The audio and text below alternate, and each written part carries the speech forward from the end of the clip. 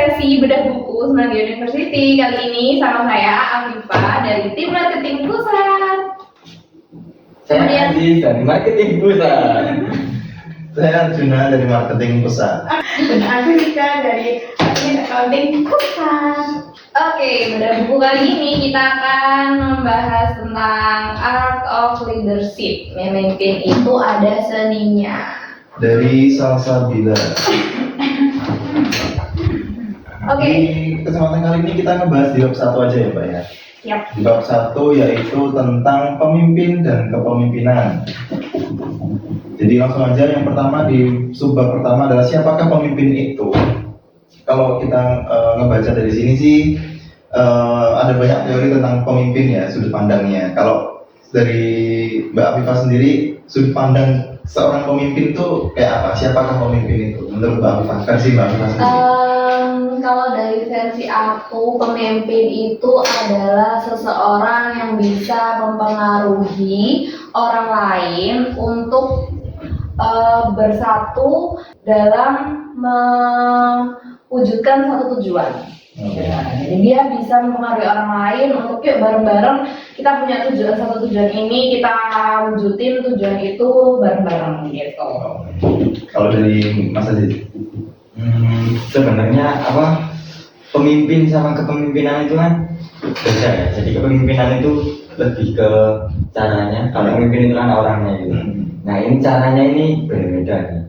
Betul kata Mbak Alwa tadi, yang bisa memengaruhi orang untuk melakukan satu tujuan gitu ya. Tapi menurut saya juga selain bisa memengaruhi, tapi kita juga bisa mencontohkan hal yang mau ditujukan itu seperti apa. Jadi nggak ngomong tok gitu. Kita kadang itu ngomong sama orang itu kadang nggak nyambung lah, kadang susah lah orang bisa ngomong. Tapi mungkin kita bisa mencontohkan. Nah itu tadi termasuk memengaruhi juga, tapi dari sisi kita mencontohkan. Kalau dari Mbak Rifka, siapakah pemimpin itu? Menurut aku, pemimpin itu seseorang yang dapat menunjukkan arah yang akan ditujunya. Ya hampir sama kayak Mbak Afifah sama Aziz tadi, sehingga orang-orang yang mungkin berada di bawahnya atau yang bukan pemimpin itu bisa mengikuti orang tersebut untuk mencapai satu tujuan dan visi-visi yang sama. Gitu kalau dari aku. Jadi kalau dari aku pribadi sih, lebih singkatnya pemimpin itu adalah orang yang bisa mengayomi bawahannya. Setiap orang kan pasti punya pengikut ya, entah cuma fans atau apa. Meskipun kita bukan influencer atau apa, tapi kan pasti ada yang mengidolakan kita gitu loh, di sekolah ataupun di lingkungan. Dan orang yang bisa mengayomi orang-orang yang kagum kepadanya itu adalah seorang pemimpin juga menurutku. Nah kalau dari versi buku ini, saya bacakan ya sekilas. Pemimpin adalah seseorang yang dapat menunjukkan arah yang akan dituju, hampir sama pendapat kita semua ya. Sehingga orang-orang dapat mempercayai dan mengikuti perkataannya. Pemimpin dibutuhkan dalam sebuah organisasi untuk bisa bertahan hidup dan berkembang dan lain-lain, seperti itu. Sekarang lanjut yang ke subbab yang kedua, yaitu apakah kepemimpinan itu? Ini udah disinggung sama Aziz tadi, kalau kepemimpinan itu adalah caranya ya. Tapi secara lebih detailnya menurut Mbak Afifah kayak gimana sih kepemimpinan itu? Kalau dari saya kan baru baca nih buku ini ya tentang kepemimpinan. Kalau kepemimpinan sendiri itu cara kalau dia tadi mungkin caranya kamu tadi apa? Memberikan Contoh. Kalau kamu mengayomi, ya kan? Terus kalau menurutku sendiri adalah kepemimpinan itu orang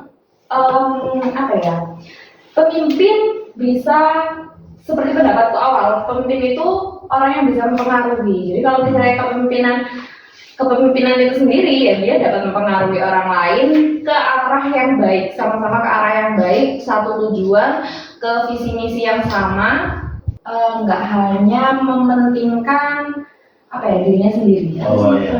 Dia individualis gitu ya? Iya, dia semuanya itu dirangkul. Ya, itu tadi diayomi atau gimana ya? Pada dasarnya kepemimpinan itu mempengaruhi orang atau kelompok untuk bertindak satu tujuan kalau itu. Mbak Rifka, kepemimpinan itu apa?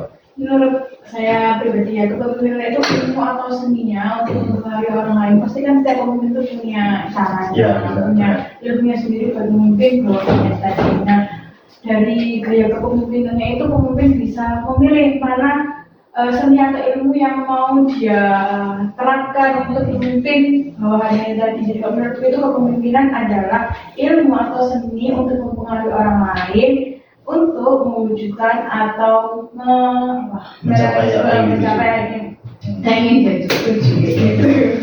Oke, berikutnya adalah unsur-unsur dalam kepemimpinan ibu. Ini dijelaskan adalah unsur-unsur yang ada di dalam kepemimpinan adalah yang pertama adalah pemimpin, kemudian kemampuan menggerakkan, dan yang ketiga pengikut. Nah, sekarang kalian gimana nih, Mas Adis? Ya tadi kan pemimpin itu kan orangnya. Habis itu kemampuan menggerakkan ini sifat kepemimpinannya tadi kan. Jadi mungkin sedikit saya singgung di sini ya. Ada satu kemampuan yang menurutku itu harus harus dimiliki seorang pemimpin agar dia bisa banyak pengikutnya atau pengikutnya itu dengar sama dia. Yang satu itu menurut saya itu dia harus sadar diri bahwa dia butuh seseorang untuk mencapai tujuannya tadi. Jadi nggak semena-mena dia itu mau tujuannya ini di sisi dia sendiri. Pokoknya aku tujuan ini harus selesai gitu. Nggak semena-mena kayak gitu, kan. Tapi dia harus bisa berpikir bahwa mencapai tujuan ini tuh saya butuh seseorang untuk membantu saya dan menerapkan gaya kepemimpinan yang tadi. Menggerakkan pengikutnya untuk mencapai tujuan organisasi. Lalu kalau pengikut ini ya tadi orang yang berada di bawah otoritas sebuah ini lebih ke apa ya? Ya ngikut aja ya. Nggak tahu sih. Ya. Kalau dari aku sendiri itu, aku ngikutin pendapatku pribadi ya. Itu kayak peribahasa Jawa itu loh. Ing arsa suntulodo, ing madya mangun karso tutup dari ini. Di depan itu memberi semangat, di tengah mendukung, di belakang mendorong. Jadi pemimpin itu yang punya sifat tiga tadi itu. Ya nggak pengen menjadi bos yang hanya nyuruh-nyuruh aja, tapi dia memberi contoh dan memberikan dorongan kepada anggotanya untuk ayo semangat iki loh yang mau kita capai bareng-bareng tuh ini gitu. Kalau menurut aku gitu sih unsur-unsur kepemimpinan. Oke, benar banget.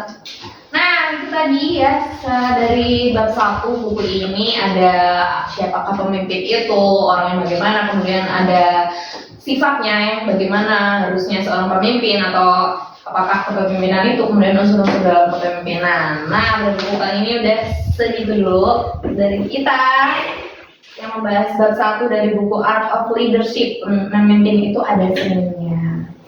Oke, sekian dari kami berempat. See you in the next video. Dadah.